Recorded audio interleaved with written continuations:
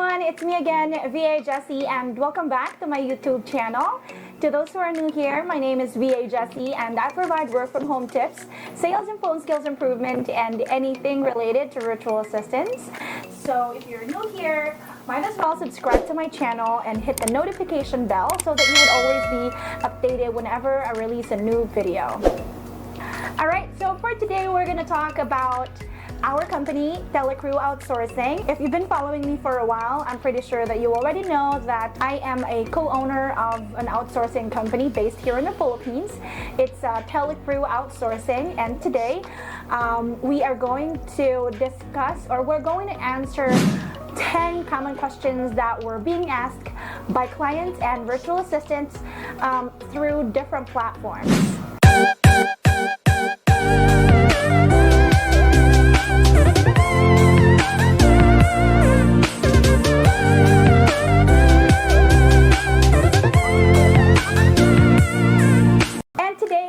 A very special guest, and he is going to join us in answering the questions related to Telecrew Outsourcing. He is the owner of Telecrew and my dear husband, Ethan. How are you today? I'm doing great. How about you? I'm doing great. Can you tell a little bit about yourself and introduce yourself to my followers? Because it's the first time that they're seeing you in my channel. I think it would help if they would know a little bit about you and what you do. Alright guys, so hi, good day. By the way, my name is Ethan, and like what my wife said, I'm the CEO/owner of Telecrew Outsourcing. Something about myself, I'm also a VA before. I've been doing telemarketing sales, real estate appointment setting for both investors and real estate agent. And aside from those categories, I'm also a car enthusiast. Wow, okay, that's very nice. So we have a different channel about our personal stuff and about our daily activities, which I don't post here, but if you were interested to look into the other channel that we have, I'm gonna have the link down below. So anyway, without further ado, let's talk about the 10 questions that are commonly asked about Telecrew Outsourcing. So Ethan and I will be answering the questions together. So he's going to answer question number 1, and I'm going to answer question number 2, and he's going to answer question number 3, and so on. It's a total of 10 questions that came from different platforms. So we're on Facebook, we're on TikTok, we have our website, we're on Upwork, we're on LinkedIn. What else? We're on Instagram, and typically we get common questions from clients, from aspiring virtual assistants who want to join our team about our company. And we actually didn't have an opportunity to answer these questions together. We're typically answering it directly, right? And today I'd like to cover it just for the sake of all of the followers as well that we have here in this platform. And yeah, I hope that you like this video. So for the first question. Alright, for the first question, what is your company's main requirement for virtual assistant? Of course, you need to have a computer, a noise cancelling headset, and a 2 years experience from BPO. Is that a prerequisite? Like, if they don't have any BPO experience, is it okay, or is it like super requirement? No, actually, it's not a super requirement. Even a newbie can apply to us as long as you can talk to me confidently and you can present yourself properly. Okay, and let's move on to the question number 2. Number 2, what makes you different from other outsourcing companies? This is a very nice question, and it's typically being asked to us by clients. Of course, they want to make sure before they commit into something, they want to make sure that they're really working with the right firm or with the right company. All I can say is, among all of the other outsourcing companies out there, it's to your benefit to consider Telecrew, because we are very genuine and passionate in what we do. We work with integrity, and we treat this company as our baby. And just an FYI to everybody, our company is a family-owned business, so we started it together, and eventually we expanded when the COVID hit. Some of our family members, like my brother, his sister, my aunt, and other parts of the family, they actually didn't want to go back to the office, and so we had to set up a way, or we had to create a way in order to support them, or in order to provide jobs to our family members. And that's how we actually grew bigger, by working together with the people we trust and with the people whom we know would also give the same respect and concern to the company. We're very friendly and very approachable to our virtual assistants, and at the same time we make sure that all of the clients' concerns are answered on a timely manner. All of the candidates that are joining the company are well trained and well experienced. They have to go through different processes to ensure that they have the right personality, they have the right setup before we assign them to any project. And the most important thing is, like I told you, we're very passionate about what we do because we treat this business as our baby since it started really small, and we witnessed it grew in different ways that we couldn't even imagine. Until now, it's not really sinking in. So rest assured that the way we're treating our business with respect, we would do the same to yours. How big is your team, and what businesses do you usually cater to? We're running about 150 agents by now. And regarding with the businesses that we cater to, we cater anything about real estate, which means that we cater wholesaler, investors, real estate agent, even acquisition manager, and we also do lead generation and all about sales. Perfect. Anything about sales and telemarketing. Absolutely. And in terms of the industry, we handle different types of industries. We have experience in, like you said, real estate. We had experience in working with web development companies, digital marketing, social media marketing companies. We also have experience in staffing and recruiting. We had one stat account, aeronautics, right? Yeah. Those were the airplanes and stuff. Cars. Yeah, we also had Automotive. insurance, automotive, car insurance, health insurance, life insurance. We worked with, it's just so many. Did I mention cleaning services, credit repair, architecture, engineering. We also have that podcasting. And we also have this business investigation, like a security and private investigation, and many others. Basically, the job that we can do for our clients, we can do it to any types of industries as long as it falls under the category of telemarketing, cold calling, appointment setting, lead generation, and sales. Okay, so for the fourth question, what steps do you take to ensure that your team is at par with the client's expectation, even if they are working remotely? All right, so this is a really great question, and it's, again, still a question that the clients are asking typically. Well, I have to be honest, monitoring your people that are working remotely is very challenging, but it's not impossible. We can actually ensure that our virtual assistants or our cold callers are at par with the client's expectations through putting in account managers on each of the projects that we have. Typically, if a client would only hire one person, 2 people, they wouldn't require an account manager, but as soon as the number of people becomes too many, like say 3 or more, we would take the initiative, or we would offer the client to have an account manager from our team, which could be inclusive in the deal depending on the situation, depending on the agreement. You don't actually have to micromanage them or anything. You just have to make sure that you set a typical target.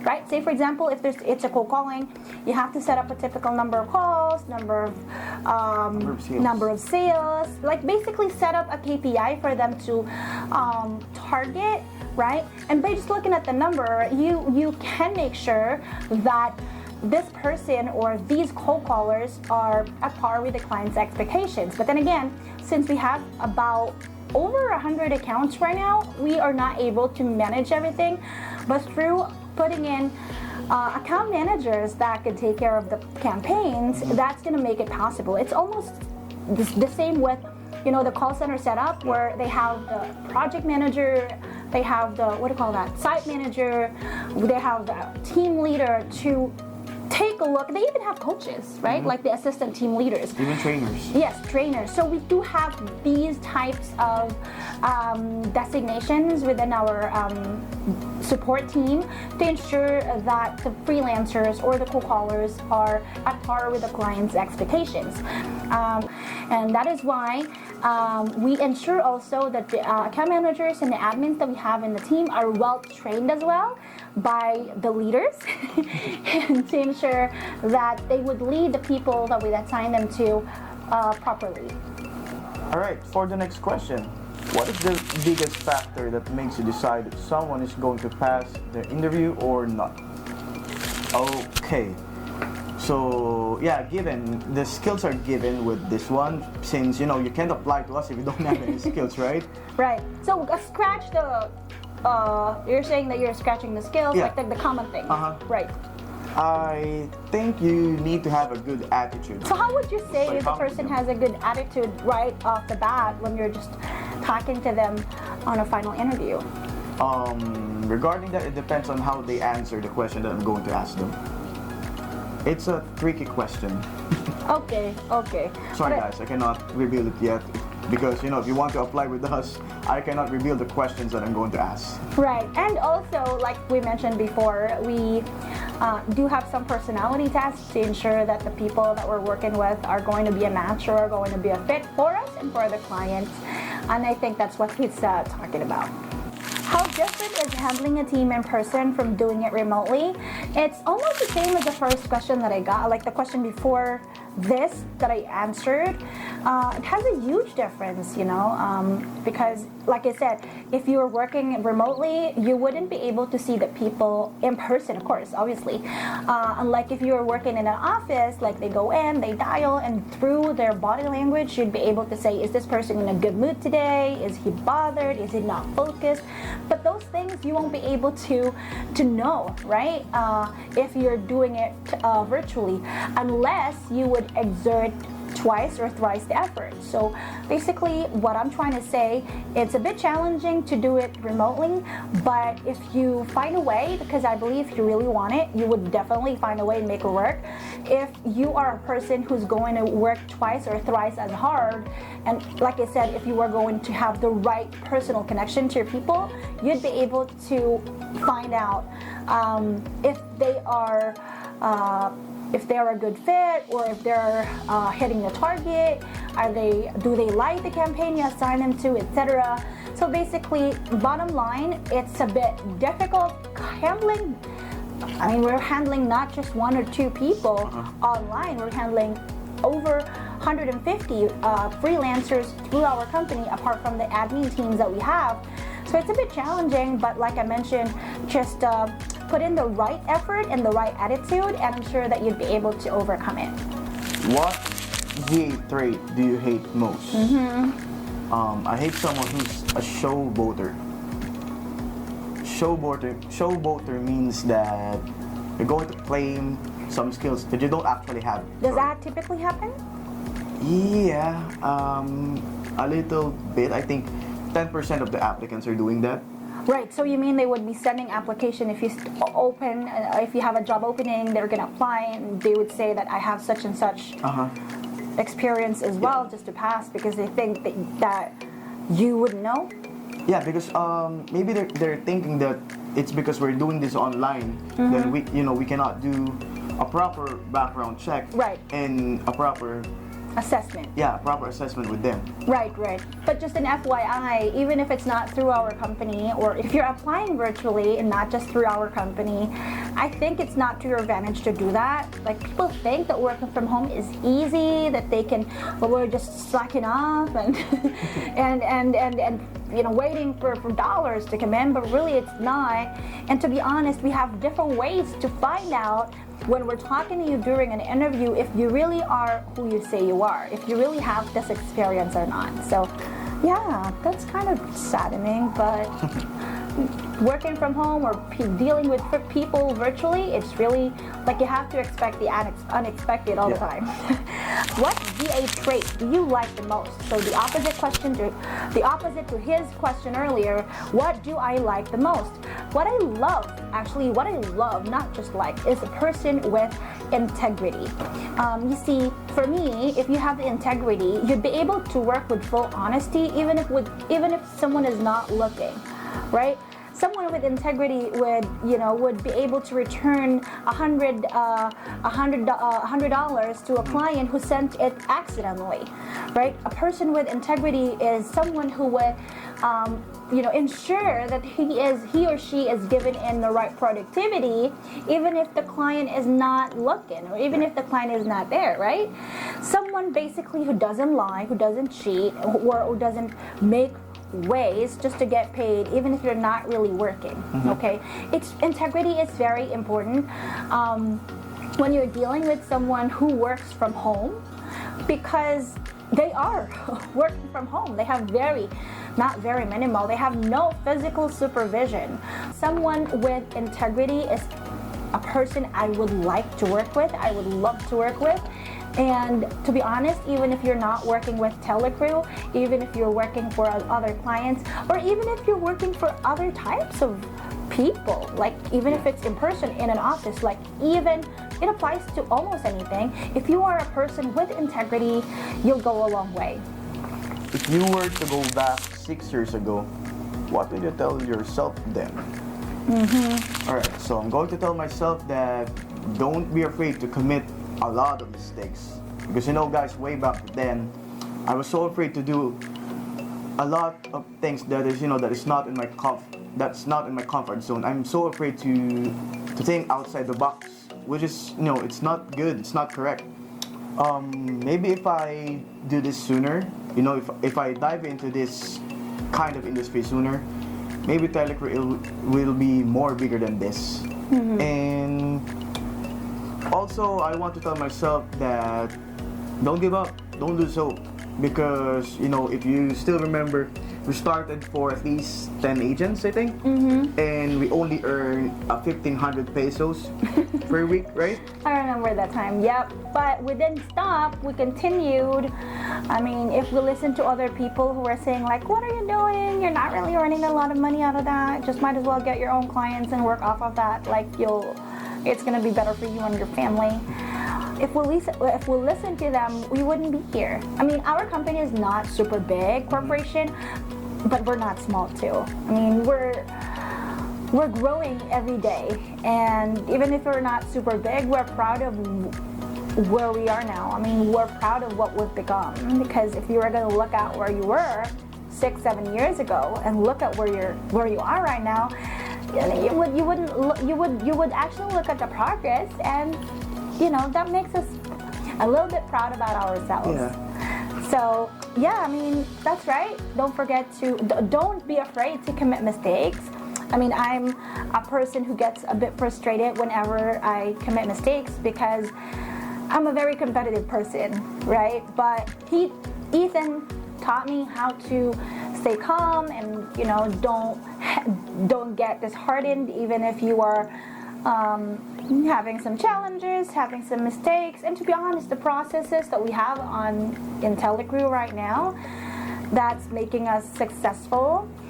We learned it through different mistakes that we had in the past. Mistakes in hiring people, mistakes in trusting people, etc. So yeah, just keep going instead of giving up, and learn from your mistakes.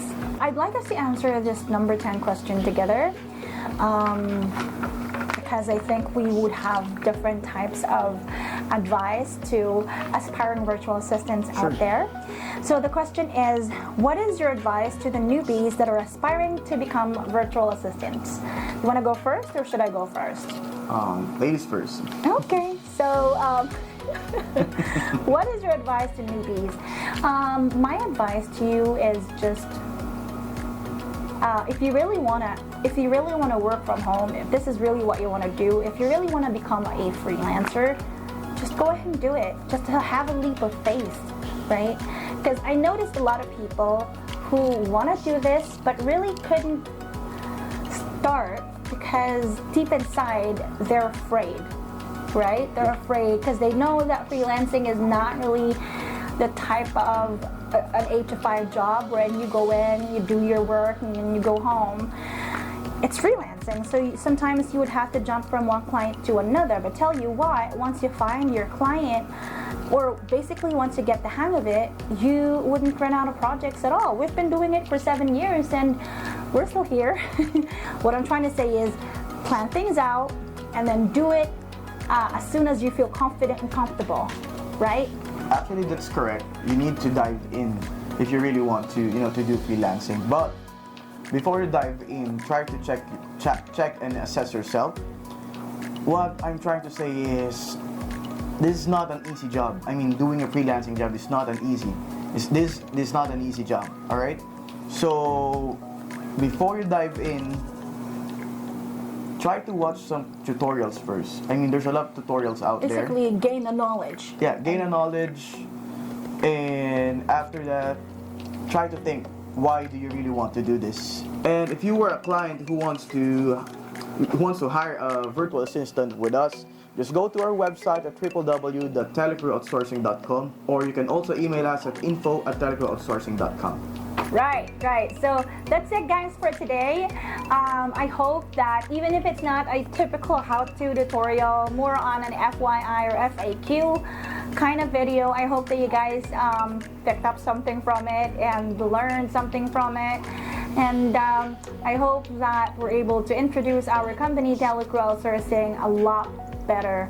So yeah, thank you so much for finishing the video and for watching until the end. Again, hit the subscribe button and the notification bell so that you'll be the first to know when as soon as we upload a new content. And see you again on our next video. Bye. Bye. Thank you.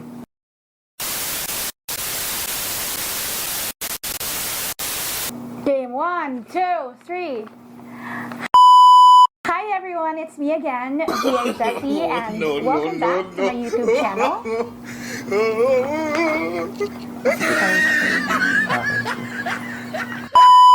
Gusto mo ba, ako lang muna doon, tapos tatawagin kita?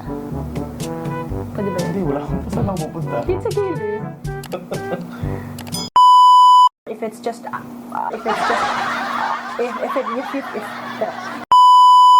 And also, ano sabihin ko? May nakalimutan ako. Teka, may sabihin ako. Sipin ko lang. Go. One eternity later.